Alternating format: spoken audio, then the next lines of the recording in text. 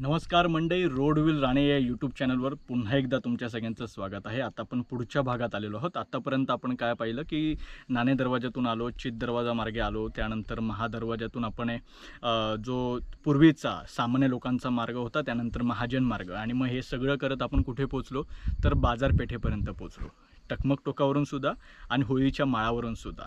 आत्ता आपण बाजारपेठेपासून पुढचा भाग जो तो बघा, तिथे जगदीश्वर तुम्हाला दिसतोय, त्या जगदीश्वरापर्यंत आता आपण पोहोचणार आहोत। आता विशेष गोष्ट म्हणजे काय, आत्ता आपण जिथे उभे आहोत ना ती त्या काळातली सदर होती। सदर कुठली तर हा जो इकडचा भाग आहे ना, आपण बघा पहिल्या भागात सांगितलं की आपण रायगडाचे 3 भाग केले, जसं की एक लष्करी विभाग, नागरी विभाग आणि त्याच्यानंतर राजेशाही विभाग। हा नागरी विभाग या ठिकाणाहून सुरू होतो आणि त्या बाजूचा जो भाग आहे हा बघा, हा सगळा संवेदनशील बाजारपेठेपर्यंत, होळीच्या माळापर्यंत आणि अतिसंवेदनशील राजसदर आणि नगारखान्यापर्यंत। तर संवेदनशील आणि अतिसंवेदनशील अशा भागामध्ये सामान्य लोकांना परवानगी नव्हती।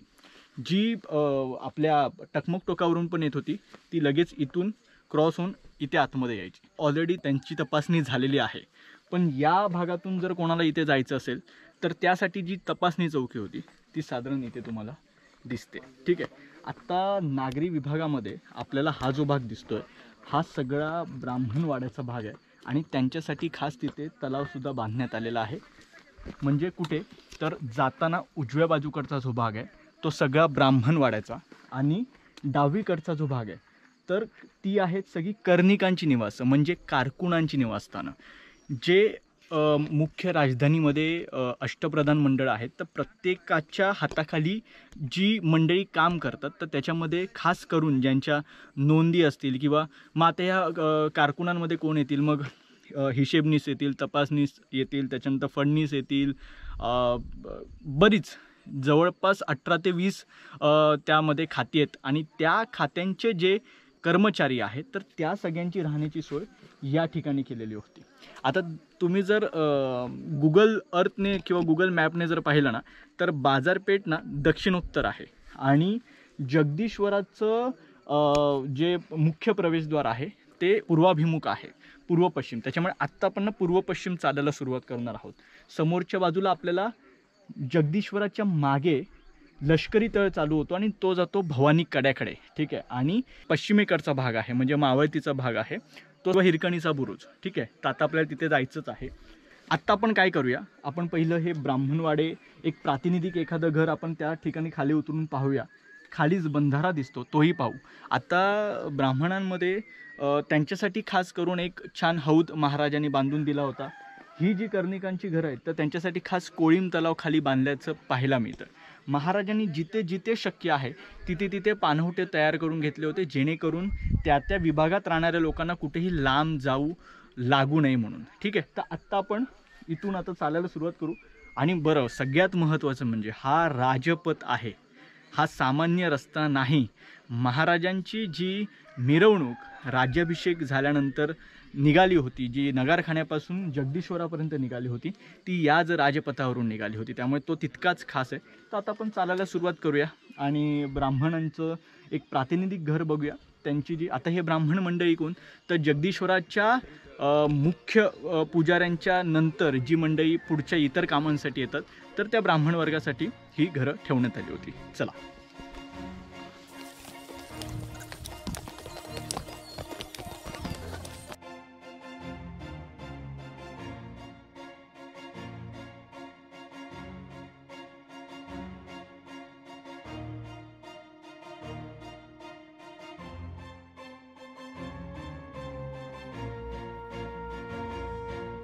ब्राह्मण वस्तीतल्या प्रातिनिधिक घरापर्यंत आपण आता पोहोचलेलो आहोत।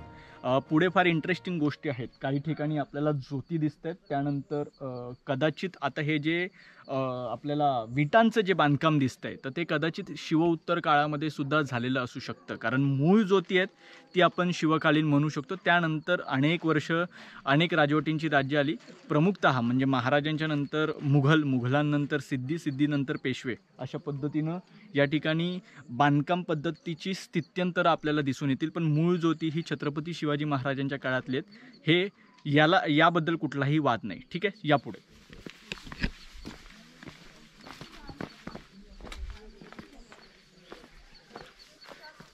हे बघा, हे मूळ जोतं तुम्हाला दिसतंय, हे मूळ जोत आहे. ठीक आहे. आता हा जो भाग आहे ना, हा सगळा भरावाचा भाग आहे. आता आणखी एक इंटरेस्टिंग गोष्ट दाखवतो. हा हा हे मूळ जोत आहे. ठीक आहे. या इथे हे बघा, हा भाग बघा, हा पण मूळ जोत्याचा भाग आहे. मात्र आता यावर जो भराव पडलाय ना, त्याच्यामुळे सगळा गोंधळ झालेला आपल्याला पाहायला मिळतो. आता यापुढे तुम्ही बघा, हे बघा, ह्या विटा. आता ह्या विटा आपण कुठे पाहिल्या होत्या तुम्हाला आठवतंय? ह्या विटा छत्रपती शिवाजी महाराजांच्या काळात सुद्धा वापरल्या जात होत्या. कारण का, तर तुम्ही बहादूरगडावर, अर्थात आत्ताचा आपला धर्मवीरगड, तिथे जर तुम्ही पाहिला तर तुम्हाला तिथे अशाच पद्धतीचं विटांचं बांधकाम दिसून येतं. आणि तिथे बराचसा औरंगजेबाचा तिकडे बराचसा काळ त्याचा व्यतीत त्याने केलेला होता. त्याच्यामुळे हे बांधकाम महाराजांच्या काळातलं असू शकतं, पण याचा जास्त वापर हा शिवउत्तर काळात झालेला आपल्याला पाहायला मिळतो. कारण महाराजांनी रायगडावरचं जे मॅक्झिमम बांधकाम आहे ना, ते काळ्या कातळामध्ये केलेलं पाहायला मिळतं. आता आणखीन एक छान गोष्ट दिसते ती म्हणजे हे बघा, त्या काळातल्या पायऱ्या दिसतंय, 1, 2 आणि 3. म्हणजे हा जो भरावाचा भाग तुम्हाला दिसतोय, हा सुद्धा साधारण भरावाचा भाग आहे. हे सगळं कोसळलेलं आहे त्याच्यामुळे. हे बघा. आता आणखीन एक महत्त्वाची गोष्ट, आता काय होतं की शिवराज्याभिषेक दिनाला महाराष्ट्रभरातून लाखो शिवभक्त या रायगडावर येत असतात. दुर्दैव काय की बघा, कोणालाही अडवू शकत नाही, कोणाच्याही अस्मितेला, महाराजांबद्दलच्या प्रेमाला, त्यांच्याबद्दलच्या त्यांच्या भक्तीला आपण अडवू शकत नाही. पण काय होतं की जागा अपुरी पडत असल्यामुळे आपली मंडळी टेंट वगैरे जो आहे ना, तो ह्या सगळ्या भागामध्ये लावतात. आणि मग दुर्दैवानं काय होतं, हे अशा पद्धतीने, म्हणजे सगळ्यात खेदाची बाब ती म्हणजे बाजारपेठेमध्ये किंवा हुजूर बाजारात किंवा नगरपेठेमध्ये ज्या पद्धतीने टेंट लावले जातात, तर ते फार धोकादायक आहे.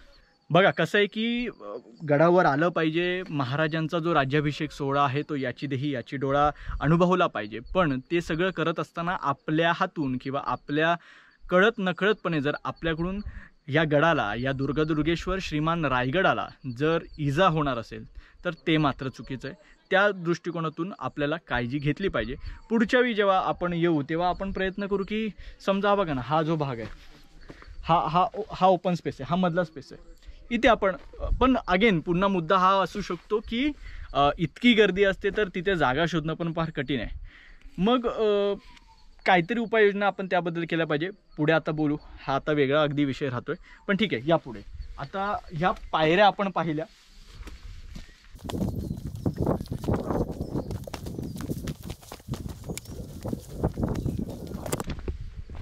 मी जे म्हटलं होतं की ब्राह्मण वस्ती जी मोठ्या प्रमाणात या भागामध्ये राहत होती, तर त्यांच्यासाठी खास करून एक बंधारा बांधण्यात आलेला होता. छान बांधीव घडीव टाका आपल्याला या ठिकाणी दिसतंय. आणि मग या टाक्याचा वापर, हा जो पूर्ण भाग आहे, हे बघा, तिथपर्यंत तुम्हाला पूर्ण ही सगळी ज्योती आपल्याला दिसत असते. आणि ज्योत्यांचा खालचा पाया बघा कुठपर्यंत, जवळपास 5 दगडं खाली आलेली दिसत आहेत आपल्याला. ती बघा, हे एक ज्योत बघा. आणि आता आपण प्रातिनिधिकमधून हे घर पाहिलं देवाचं. ठीक आहे. आता आपण इथून निघूया. त्या बाजूला आपल्याला कर्णिकांची घरं दिसतील, त्यापैकी आपण प्रातिनिधिक पाहूया. ती घरं पाहून झाल्यानंतर आपण जगदीश्वराचं दर्शन घेऊया. तिकडे काही छान इंटरेस्टिंग माहिती आहे ती जाणून घेऊया. आणि त्यानंतर पुन्हा बाहेर येऊन, कारण कसं होतं की मूळ जगदीश्वराचा प्रवेशद्वार हा खरं तर जिथे स्वामीनिष्ठेची जी पायरी आपण म्हणतो, सेवेसे ठाई तत्पर हिरोजी इंदुलकर, तर ती जी पायरी आहे तो खरा प्रवेशद्वार आहे. पण आत्ता आपण जी सगळी आपण मंडळी आहोत ती पश्चिम द्वारातून ये जा करतो. तर आपल्याला पुन्हा बाहेर येऊन कोळीम तलाव पाहायचा आहे. कोळीम तलाव पाहून झाल्यानंतर फिरून आपल्याला लष्करी विभागामध्ये प्रवेश करायचा आहे. चला.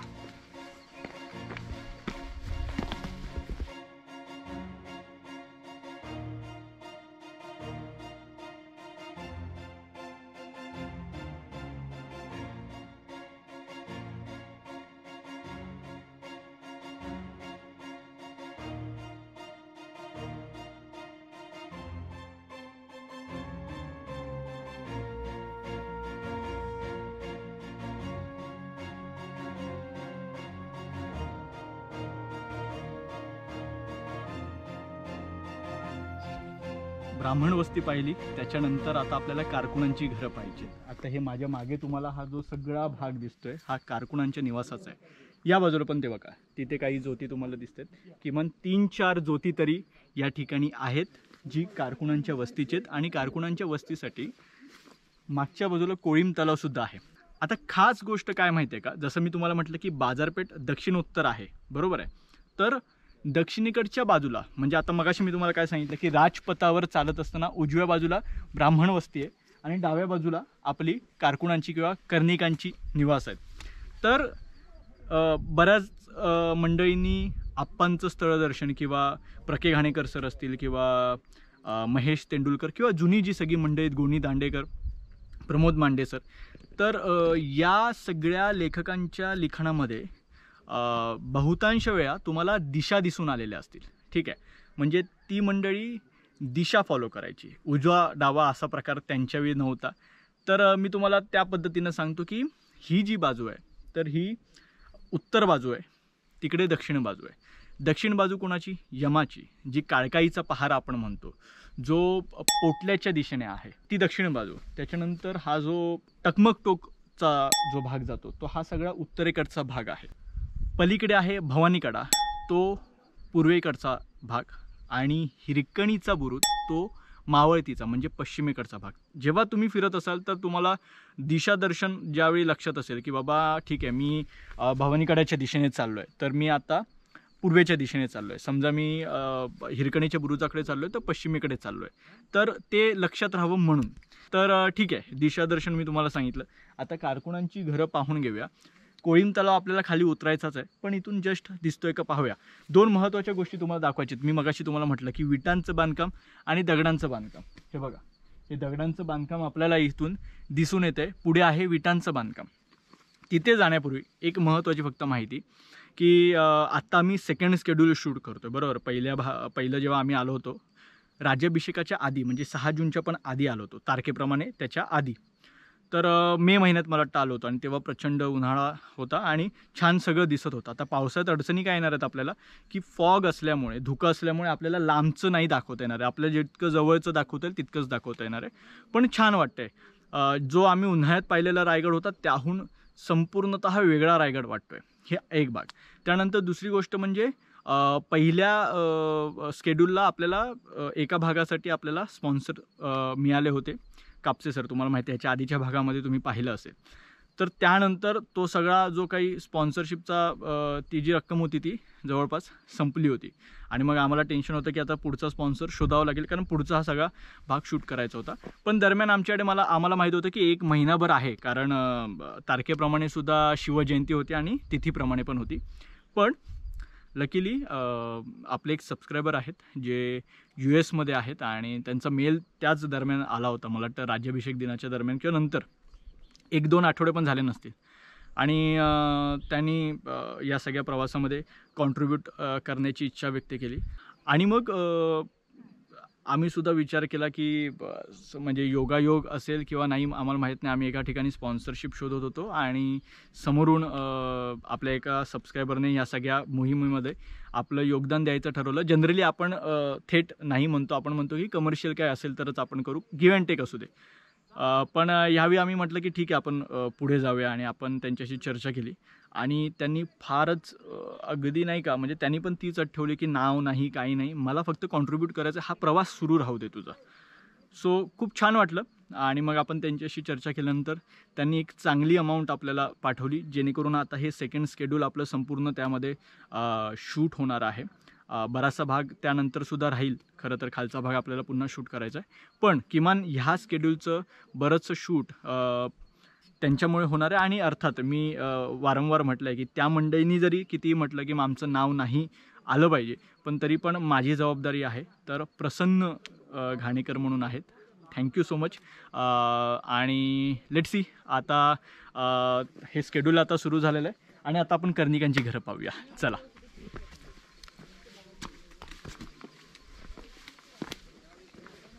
ही बघा, ही मूळ ज्योती तुम्हाला दिसते.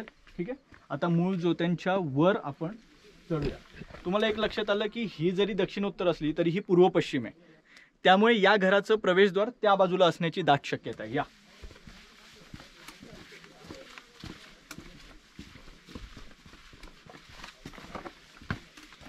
मी काय म्हटलं तुम्हाला, पूर्वेकडचं प्रवेशद्वार हे बघा, इथून ही एंट्री. आणि बाजूला जर तुम्ही बघाल तर थोडं वरच्या लेवलला बाजूचं घर तुम्हाला पाहायला मिळतं. त्याचं मूळ जोतं सुद्धा वरच्या भागात आहे, म्हणजे वरच्या स्तरावर आहे.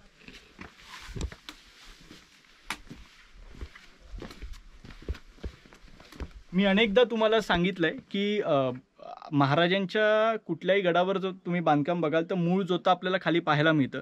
त्यानंतरचं जे अर्ध बांधकाम आहे ते साधारण हे बघा कमरे एवढंच असतं, किंवा फार फार तर हे इथे खांद्यापर्यंत असेल. हा भाग तुम्हाला दिसत असेल. आता या ठिकाणी लाकडी खांब आपण टाकला आणि त्याच्यानंतर हे वरचं जे बांधकाम आहे, एक मजली असेल किंवा दुमजली असेल, हे पूर्णपणे लाकडावर तयार केलं जायचं. ठीक आहे. 1 2 3 4 पुन्हा ही जाण्याची वाट आहे. ठीक आहे, ती सुरुवात आहे. हा आपण म्हणू की ही बाहेरची पडवी आपण म्हणतो ती. त्यानंतर हा आतमध्ये मूळ हे त्यांचं घर, आणि त्याच्यानंतर मागे इथे कुठे कदाचित या ठिकाणी किचन वगैरे असू शकतं त्यांचं. ठीक आहे. तर आता हा भाग पाहून झाल्यानंतर 2 पद्धती मी तुम्हाला मगाशीच म्हटलं की एका ठिकाणी आपल्याला दगडांचं बांधकाम दिसतं, तर एका ठिकाणी आपल्याला विटांचं दिसतं. तर ते विटांचं पण पाहून घेऊया या.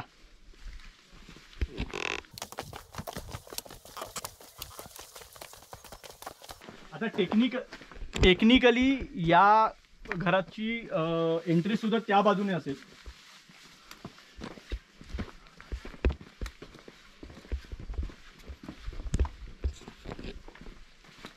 हे बघा, पूर्वेकडच्या बाजूने प्रवेश दिलेला आहे.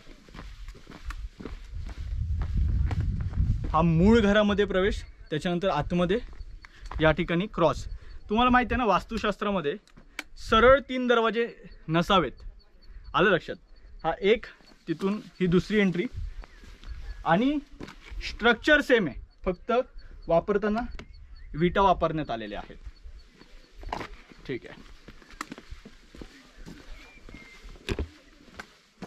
फार लांब जायची गरज नाही, पुन्हा कोळीम तलावाकडे उतरण्याची गरज नाही.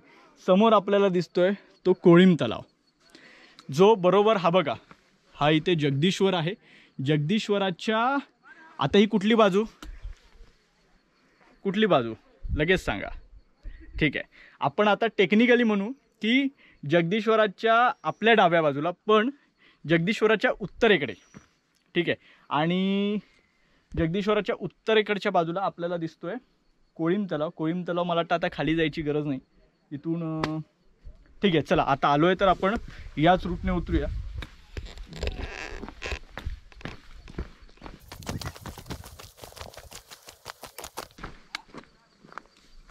फार खाली जावं लागेल असं वाटलं होतं, पण अगदी दृष्टिक्षेपात आहे.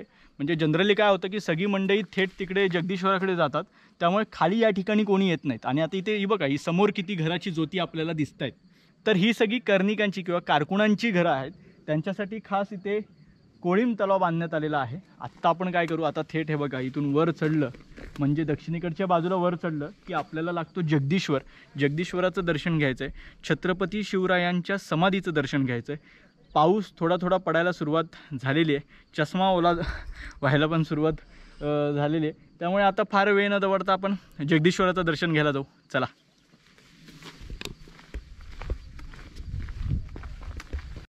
जगदीश्वराकडे आपण पोहोचलेलो आहोत. मी तुम्हाला कोळीम तलावापासून सांगितलं की थोडं वर चढत आलात की तुम्ही जगदीश्वराच्या या प्रासादाकडे पोहोचता. ही जी तटबंदी तुम्हाला दिसते बाहेरची, ती जवळपास 50 बाय 50 मीटर आतून, आणि या जर तुम्ही तटबंदीची उंची बघाल तर ती साधारण 3 मीटर. म्हणजे आपण जर समजा 1 मीटर साधारण 3 फूट पकडलं तर याची उंची साधारण 10 फुटाची भरेल. आणि 50 बाय 50 म्हणजे 150 बाय 150 फुटाची ही पूर्ण तटबंदी जी जगदीश्वराला आहे ती पाहायला मिळते. आता हे आहे पश्चिम द्वार. हे मूळ प्रवेशद्वार नाही जगदीश्वराचं.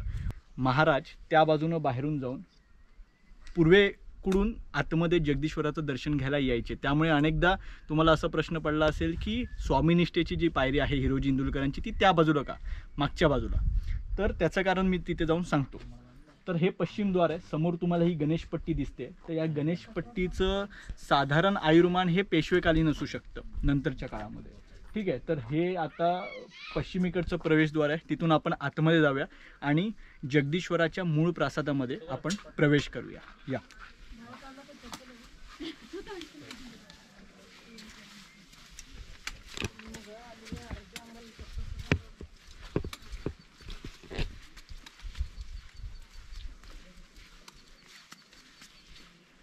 तुम्हाला कल्पना असेल की कवी भूषण आणि छत्रपती शिवाजी महाराज यांची भेट प्रासादात जगदीश्वराच्या या प्रासादामध्येच झालेली होती. कवी भूषण आणि कवी कलश या दोन नावांमध्ये कदाचित तुमची गल्लत होऊ शकते. कवी भूषण हे स्वराज्याचे राजकवी होते जे छत्रपती शिवाजी महाराजांच्या काळापासून होते आणि कवी कलश हे छत्रपती संभाजीराजांचे मित्र जे अर्थात त्यांची भेट महाराज असतानाच झालेली होती. तर ते वेगळे, ते छंदोगामात्य, त्यांना नंतर संभाजी महाराजांनी त्यांचा पुरस्कार छंदोगामात्य म्हणून केला होता. त्यांना बरेचसे अधिकार पण नंतर होते. पण कवी भूषण आणि कवी कलश हा फरक तुम्हाला सांगितला. आणि मगाशी मी तुम्हाला जसं म्हटलं की 150 बाय 150चा हा प्रासाद आहे. तर तुम्हाला या बाजूला जे दिसत आहे, ही जी सगळी ज्योती दिसत आहेत आजूबाजूची, जगदीश्वराच्या चारी बाजूला जी ज्योती आहेत, तर ही त्यावेळीची धर्मशाळेची ज्योती होती. साधारण जर तुम्ही हा भाग पाहिलात तर जवळपास 15 ते 16 कंपार्टमेंट आहेत आणि 5 ते 6 वाटा आहेत पहारेकऱ्यांसाठी. यावर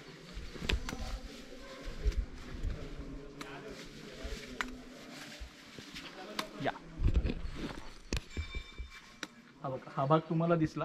आता आपण पहिलं पहारेकऱ्यांसाठीची जागा, समोर लक्ष राहावं या दृष्टिकोनातून 5 ते 6 झरोके तयार करण्यात आलेले आहेत जेणेकरून पहारेकऱ्यांना सोपं जावं. ही वाट त्यांच्यासाठी आहे. ठीक आहे. आता मी जे म्हणतोय की कंपार्टमेंट, हा बघा, हा एक भाग इथे उभा राहिला, हा एक भाग इथे उभा राहिला, हे इथून तिथपर्यंत. ठीक आहे.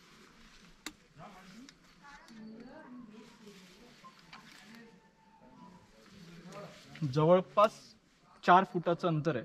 4 बाय जवळपास 12 फूट एक खोली. ठीक आहे. अशा 1 2 3 4 आणि प्रत्येकाला ना दिवा किंवा प्रकाशासाठीची सोय पण करण्यात आलेली आहे. फक्त राहण्याच्या दृष्टिकोनातून या खोल्या बांधण्यात आलेल्या आहेत.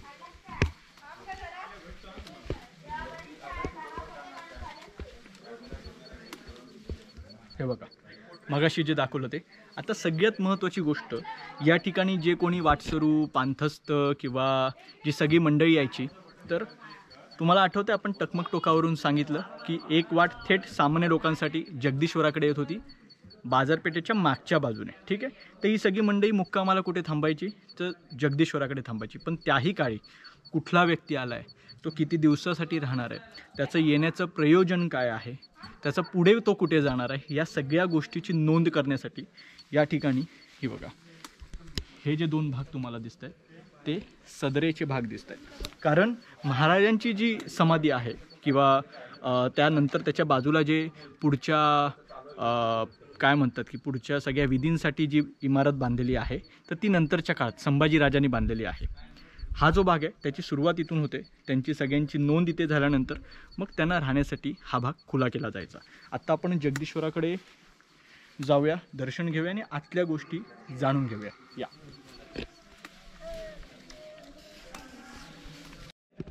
आता माझ्या मागे तुम्हाला जगदीश्वराचं हे मंदिर दिसतंय. आता बऱ्याचदा तुम्ही जगदीश्वराबद्दल जितक्या व्हिडिओज पाहिल्या असतील, बऱ्याच व्हिडिओजमध्ये होळीच्या माळावरून जगदीश्वर दाखवला असेल आणि सांगितलं असेल अरे ते बघा ते घुमट दिसतोय आणि मस्जिदीसारखा भाग दिसतोय. तर मग ती मस्जिद, ते जे जगदीश्वराचं बांधकाम आहे ते महाराजांनी मस्जिदीसारखं करून घेतलं. कारण मग जर शत्रूचा हल्ला झाला तर मग त्याला असं वाटेल की अरे ती मस्जिद आहे, मग तो त्याच्यावर हल्ला नाही करणार. तर प्राथमिकदृष्ट्या सुरुवातीचा हल्ला त्यातून टाळू शकतो, पण तो शत्रू इथपर्यंत आल्यानंतर तो काय करणार आहे, तर तो हल्लाच करणार आहे किंवा तो नासधूसच करणार आहे. आणि त्या नासधूसाचा प्रतीक हा समोर आमचा नंदी आहे, त्याची नासधूस तर झालेली आहे ना. तर हे झालं इमोशनल, त्यामागचा काय म्हणता येईल की त्यामागचं विवेचन की बाबा लांबून एखादी मस्जिद दिसते तर त्याच्यावर शत्रू हल्ला करणार नाही. त्याचा दुसरा भाग असा आहे, ज्यावेळी छत्रपती शिवाजी महाराजांचं स्वराज्य हे त्यांनी बाळसं धरलं होतं, महाराजसुद्धा यशाच्या शिखरावर स्वराज्याच्या दृष्टीने जी वाढ होत होती त्यानुसार सर्वोच्च शिखरावर होते, त्यावेळी मोहम्मद आदिलशहाचं निधन विजापुरात झालं होतं. त्यानंतर अली आदिलशहा आला होता. तर अली आदिलशहाच्या येण्याने सुद्धा बराच गोंधळ आदिलशाहीमध्ये माजला होता. मग त्यावेळी तिकडचे जे कारागीर होते ते मोठ्या प्रमाणात स्वराज्यात आले, कारण जी अनागोंदी विजापुरात माजली होती. तर त्यानंतर तिकडचे बरेच कारागीर स्वराज्यात आले, जे महाराजांच्याच चाकरीत आले. त्यांनी म्हणजे जर तुम्ही गोल गुंबज पाहिलं असेल किंवा गोल घुमट पाहिली असेल, आपला गोल गुंबजचा व्हिडिओ आपल्या चॅनलवर आहे, तर त्याचं बांधकाम आणि जगदीश्वराच्या बांधकामाचा जो तुम्ही स्थापत्य पाहाल तर ते तुम्हाला साधर्म्य त्याच्यामध्ये दिसेल. तर याचा अर्थ तोच आहे की त्यावेळी ते जे कारागीर महाराजांच्या चाकरीत आले त्यांनी त्यानंतर जेव्हा हे बांधकाम सुरू केलं तर त्याच्यामध्ये इंडो इस्लामिक पद्धत आपल्याला दिसून येते. तर तोच प्रकार आपल्याला जगदीश्वराकडे पाहायला मिळतो. खालचं बांधकाम हे भारतीय स्थापत्यशैलीने जरी झालं असलं तरी वरचे जे त्याचे गोल घुमट आहेत तर ते सगळे आपल्याला साधारण इस्लामिक पद्धतीचे दिसून येतात. तर त्याच्यामागचं मूळ कारण हे आहे की त्यावेळी मोहम्मद आदिलशहाचे जे काही सगळे चाकर होते ते अर्धे मुघलाईत गेले आणि त्यातले काही जे होते ते महाराजांच्या स्वराज्यात दाखल झाले. त्याच्यामुळे या बांधकामामध्ये तुम्हाला इंडो इस्लामिक पद्धत दिसून येते. हा त्याचा प्रॅक्टिकल भाग झाला. आणि इमोशनल जो मी तुम्हाला म्हटलं तो इमोशनल क्वोशंट असतो की दुरून कुठल्याही शत्रूंनी हल्ला करू नये. दोन्हीही कारणं तितकीच प्रबळ आहेत, पण प्रॅक्टिकल साधारण आपल्याला हे कारण दिसून येतं. आता आपण आतमध्ये जाऊया. नंदीचं दर्शन तुम्हाला झालेलं आहे, जगदीश्वराचं दर्शन घेऊ. मुळात याची पण तुम्हाला कल्पना असेल की नाही माहीत नाही, जगदीश्वराचा आत जे आता मूळ पिंड तुम्हाला दिसून येते ती त्या काळातली नाही आहे. ती जी मूळ शाळुंका आहे ती खाली वारंगी गावामध्ये आहे, जी आजही आपल्याला तिकडे जाऊन पाहता येते. काही कारणांमुळे ती खाली नेण्यात आलेली होती आणि इथे त्याची प्रतिकृती बसवण्यात आलेली होती जगदीश्वराची. तर महाराज जी मूळ शाळुंका पूजायची ती आजही वारंगी गावामध्ये आपल्याला पाहायला मिळते.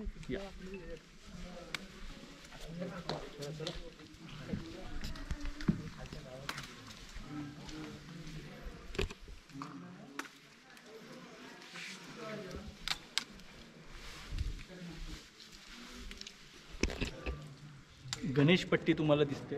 गणेशपट्टीचं दर्शन घ्यायचं आणि आतमध्ये प्रवेश करायचा.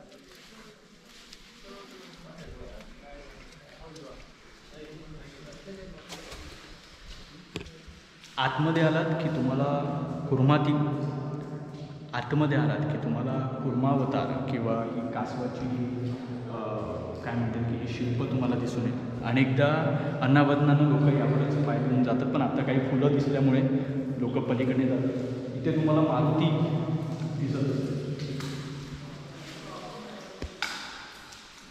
वीर मारुतीचं शिल्प जगदीश्वराच्या मंदिरात कसं आलं याबद्दल आजही ठामपणे कोणाला काही सांगता आलं नाही, पण शक्तीचं प्रतीक म्हणून वीर मारुती आजही आम्हाला एक वेगळी अनुभूती, एक वेगळी ताकद देतो. या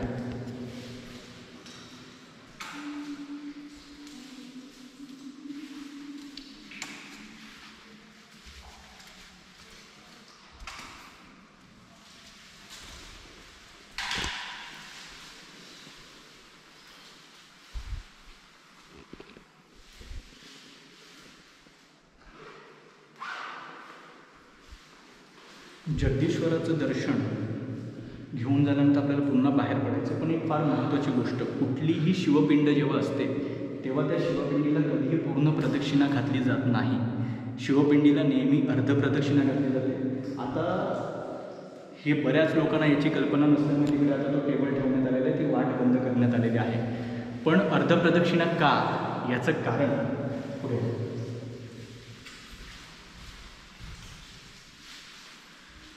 पिंडीतून जे पाणी वाहत बाहेर जातं तर ती जी सगळी एनर्जी असते तर ती पाण्यासोबत बाहेर जात असते. ही वाट ओलांडल्यानंतर त्या एनर्जीचा आपल्याला त्रास होऊ शकतो, कारण त्याची ताकद खूप असते, ती सहन करण्याची तेवढी ताकद आपल्यामध्ये नसते. त्याच्यामुळे कधीही शिवपिंडीला पूर्ण प्रदक्षिणा घालत नाहीत. कुठल्याही शिवमंदिरात जर तुम्ही गेलात तर तिथे अर्धप्रदक्षिणा घालूनच पुन्हा मागे यायचं. आता हे बऱ्याच लोकांना कल्पना नसल्यामुळे ते बघा ती वाटच पूर्ण बंद केलेली. ठीक आहे, चला या.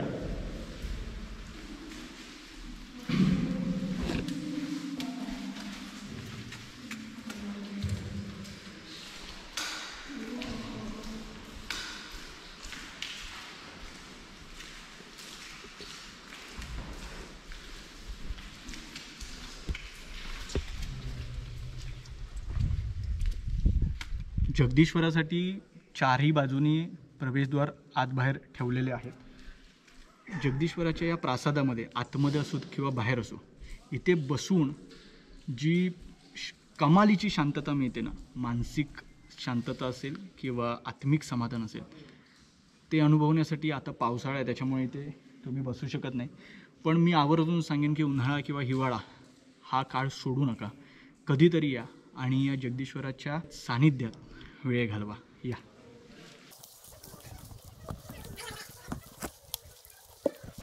आणखी एक खास गोष्ट तुम्हाला सांगायची, थोडं पुढे.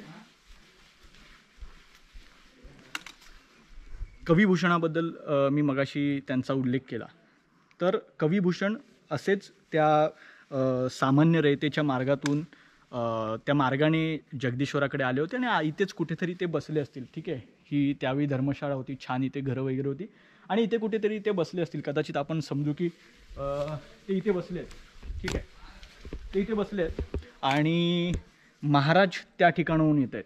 ठीक आहे, समजा महाराज येत आहेत, महाराज आले असतील, त्यांची नजर त्या ठिकाणी गेली असेल, पण ते दर्शनासाठी गेले असतील. दर्शन वगैरे घेऊन झाल्यानंतर त्यांना लक्षात आलं असेल की इथे कोणतरी वेगळा व्यक्ती बसला आहे. आता वेगळा व्यक्ती का, तर कविभूषण हा उत्तरेकडून आलेला होता. बरोबर आहे, उत्तरेकडून आल्यानंतर तिकडचा तो पेहराव होता. आजही काश्मीरच्या लोकांची कपडे आपल्याला लक्षात येतात, राजस्थानमधल्या लोकांचे कपडे लक्षात येतात. त्यांनी ते मुंडासं समजा बांधलं असेल तर अरे हा राजस्थानचा आहे, समजा सदरा धोतर घातला असेल तर हा महाराष्ट्रातला आहे, लुंगी घातली असेल तर हा दक्षिणेकडचा आहे. तर तसा हा उत्तरेकडचा कविभूषण महाराजांना लगेच त्यांच्या डोळ्यामध्ये बसला आणि मग महाराज दर्शन वगैरे घेऊन बाहेर आले आणि ते जात असताना त्यांनी विचारलं की बाबा अरे हे कोण आहेत. तर ते आतून बाहेर येईपर्यंत कविभूषण यांनी त्यांच्या जे सहकारी होते, त्यांचं जे सैन्य म्हणजे त्यांचे जे अंगरक्षक होते, त्यांच्याशी चर्चा केली आणि त्यांना सांगितलं की आम्हाला महाराजांना भेटायचं आहे. ठीक आहे, महाराजांना भेटायचं म्हटल्यानंतर अर्थात त्यांनी काय पहिलंच लगेच परवानगी दिली नसेल, पण त्यानंतर जेव्हा महाराज आले आणि महाराजांनी विचारलं की बाबा हा कोण आहे व्यक्ती, तर कविभूषण पुढे आले. सगळ्या मंडळींनी त्यांना बोलवलं आणि कविभूषणाने महाराजांकडे एकच विनंती केली की मी जे छंद किंवा मी जे काव्य तुमचं रचलं आहे ते मला तुमच्यासमोर बोलून दाखवायचं आहे. तर तुम्ही हे प्रसिद्ध काव्य बऱ्याचदा ऐकलं असेल की इंद्रजेमी जंबपर बाडव सुवंबपर रावण सदंपपर रघुकुल राज आहे. तर हे जे काव्य आहे ते कविभूषणाने रचलेलं होतं आणि ते या जगदीश्वराच्या प्रासादामध्येच त्यांनी दस्तूरखुद्द छत्रपती शिवाजी महाराजांना ऐकून दाखवलं होतं. आणि त्यानंतर हे काव्य ऐकल्यानंतर छत्रपती शिवाजी महाराजांनी त्यांना राजकवीचा मान देऊन त्यांना आपल्या राजदरबारामध्ये प्रमुख व्यक्तींमध्ये स्थान दिलं होतं. चला, तर ही गोष्ट ऐकून झाल्यानंतर आपण महाराजांच्या समाधीचं दर्शन घेऊ. तिथे काय काय गोष्टी आपल्याला पाहायला मिळतात त्याही पाहून घेऊया. चला.